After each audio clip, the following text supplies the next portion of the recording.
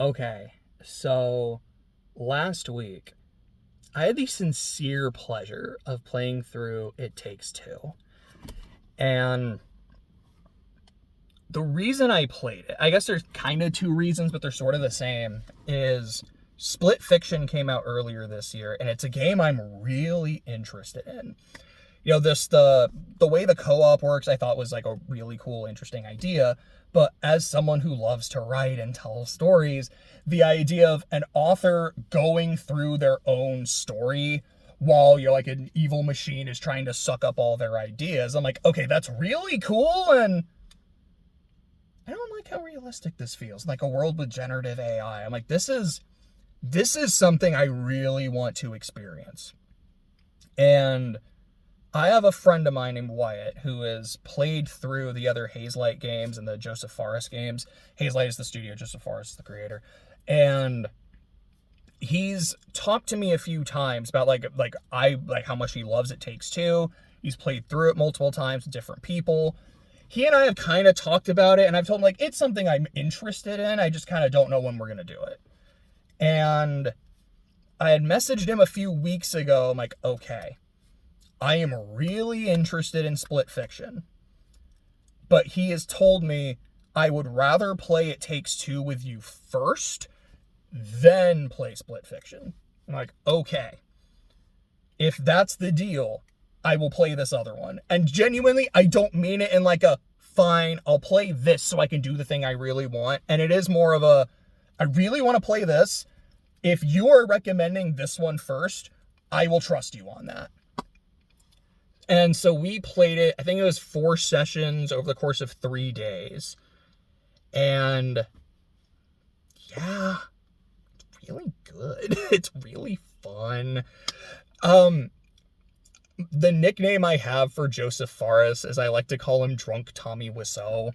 And it's because of that one night at the Game Awards, I don't remember what year, where I believe he was there to talk about A Way Out, and he gives this whole fuck the Oscars rant, and I was just like, who is this guy? Like, why does he sound like a drunk Tommy Wiseau? Which, by the way, that Oscars rant is in It Takes Two and Splitty Fitty as an Easter egg you can find, and it just kind of made me grin both times I did. It was great. But sorry, my point was I've got a nickname for him, and at first when he did that rant, I was just like, yeah, who the hell is this guy? And now I mean it in an affectionate way. Again, this is someone I've never met, so it might be weird. It probably is, but I don't know. It's I would say I have a sense of genuine respect for him, because I think the way he designs his games are really cool. And playing through one of them and a little bit of another one, because I have done a little bit of Split Fiction, yeah, this is really fun and it's super neat, and there's just so much charm.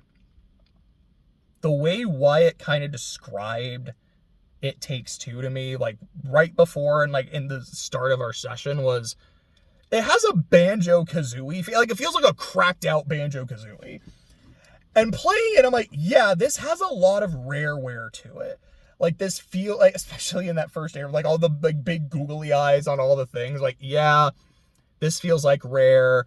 Just in some of the humor. I'm sorry, but the second we went into the tree and here's all the military squirrels, and yeah, now the squirrels want to go into the base to fight the wasps and all that. I'm like, okay, this is just something straight out of Conquer, but not R-rated. And I don't mind that as much as I enjoy Conquer being Conquer. It is not a fun game to play. This has all of that charm and that energy with a lot of really fun set pieces. Yeah, the craziness going on in the hive, just the fight against the vacuum in the shed, that was really cool. And then I don't want to say the game just keeps getting better, because I think my personal favorite level is world is World 3, which is Rose's room. To me, that is probably the peak of the game. But the clockwork thing is right after, and it's really, really good.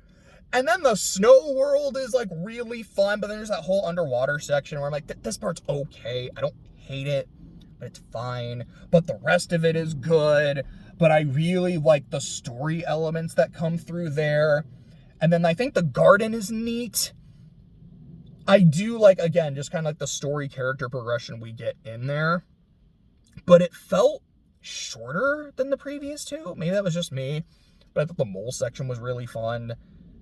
And the final world also, like the concert, also felt shorter, but still good. Like, there's this whole area where you, like, make your own beat. And then when you go into the next room, you're, like, hearing your song remixed and blasting. I'm like, this is really cool and really fun. I like this. Oh, this game kind of rules. I'm glad I finally played it, man. Let's see. Just wanted to look at my notes.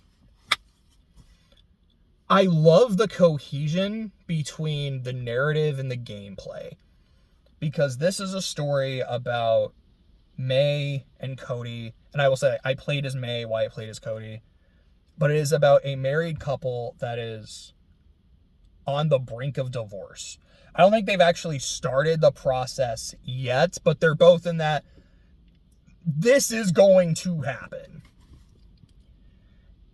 And it is about the two of them being less selfish and trying to communicate with the other to understand how the other person feels, what they're experiencing, where they're going and where they're coming from. And the gameplay is the same thing. Because you're playing with someone else, like, you have to communicate with your partner. Because there's some things that May can do for Cody, or that Cody has to do for May. You do have to be less selfish and be a cohesive unit. And I really like that. If you know, you know. But the elephant scene. Also, I gotta shout out Moon Baboon because of, like, I like that segment, and it's also just a fun thing to say. But, like, dude, the elephant scene, which also, yeah, found that in Splitty Fitty. Yeah, got the trophy for it too. Oh boy, what a moment. And just like, yeah, just how excited they are. And, like, I get it in context, but man, this is bad. I also have to shout out my boy, Dr. Hakeem. Like, I love him. He has so much energy, so much gusto. Like, there's one part he's, like, saying shit that just, like, does a cartwheel. I started laughing. I'm like, this is awesome. I love this dude. I will say I've seen the alternate, like, ending, like the final chapter with the conjoined heart, and yeah, that's weird. I like the idea of exploring this is how your marriage, and how the deterioration of your marriage and communication is affecting Rose, and having them have to see and experience that. But I'm not crazy about the way it reframes the ending.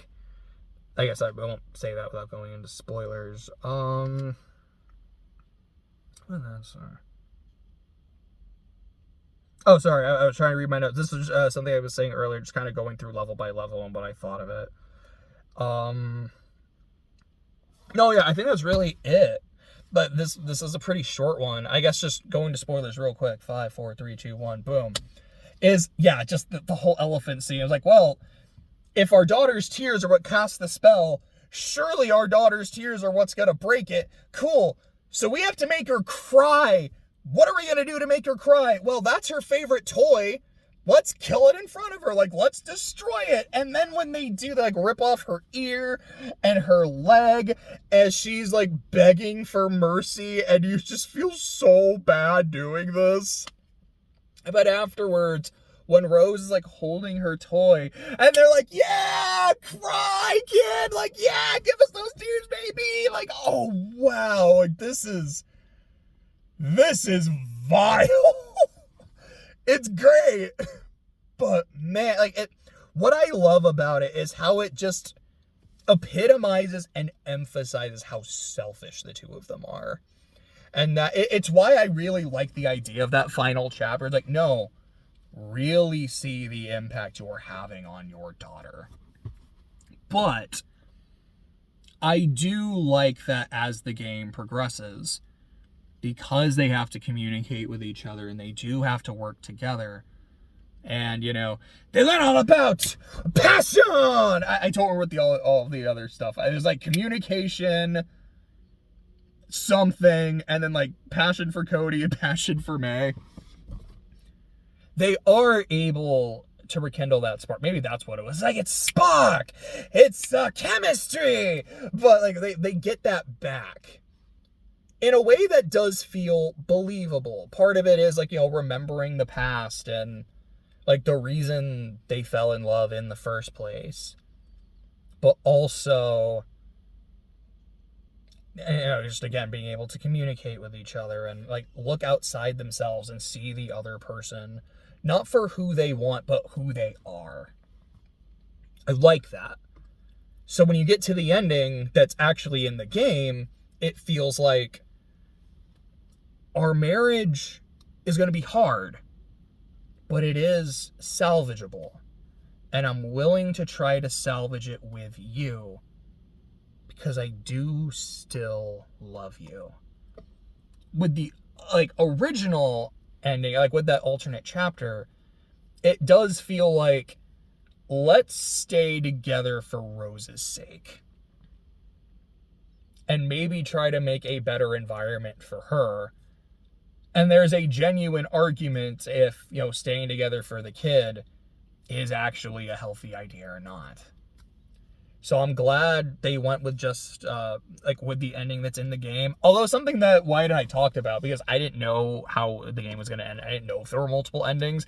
Anytime, like, one of us would mess with the other, like, all right, that's another, like, that's another flag for the divorce ending. Like, one theory I did have, because, like I said, I didn't know. I was like, is there a chance that it does a Silent Hill 2 thing where depending on how you play the game locks you into an ending where, yeah, if you two are like working together really well, like it seems that you're really cohesive and unselfish, like you will get an ending that reflects that. But if you two are actively hurting each other and killing each other throughout the game, especially in like the later elements of it, yeah, no, you are going to get the divorce ending. But multiple endings aren't a thing. So overall, game was really good. Really enjoyed it. Looking forward to playing more Splitty Fitty.